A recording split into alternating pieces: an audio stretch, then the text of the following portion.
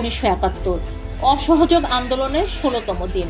ঢাকাসহ সারা দেশ তখন পরিণত হয়েছে এক অদম্য প্রতিরোধের জনপদে।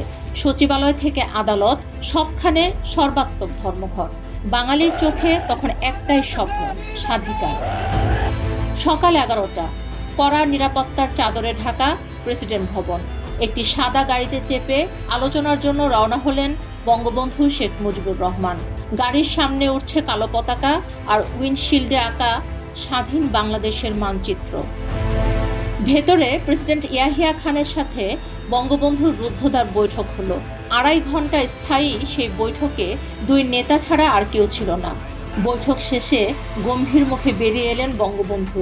সাংবাদিকদের প্রশ্নের জবাবে শুধু বললেন, আলোচনা 2-1 মিনিটের ব্যাপার নয়, যথেষ্ট সময় প্রয়োজন, আলোচনা চলবে।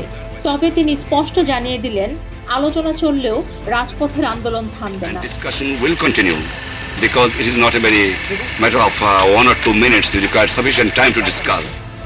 যখন একদিকে আলোচনা চলছে, অন্যদিকে তখন পশ্চিম পাকিস্তান থেকে সৈন্য ও রসদ আনা ঠেকাতে ভারত তাদের আকাশসীমা বন্ধ করে দিয়েছে।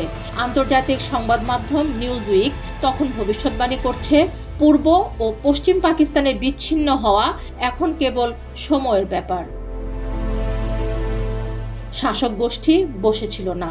জয়দেবপুর আর সাতক্ষীরায় সাধারণ মানুষের ওপর চলল গুলি। শহীদ হলেন মুক্তিকামী মানুষ। এমনকি ক্ষুধার্ত মানুষের জন্য আসা 4 জাহাজ গম চট্টগ্রাম বন্দর থেকে করাচিতে পাঠিয়ে দিয়ে বাঙালিদের ভাতে মারার ষড়যন্ত্র শুরু করলো পাকিস্তানি জান্তারা।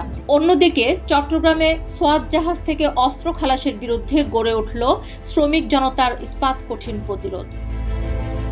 আন্দোলন তখন কেবল রাজপথে নয়, ছড়িয়ে পড়েছে শিল্প সংস্কৃতিতেও।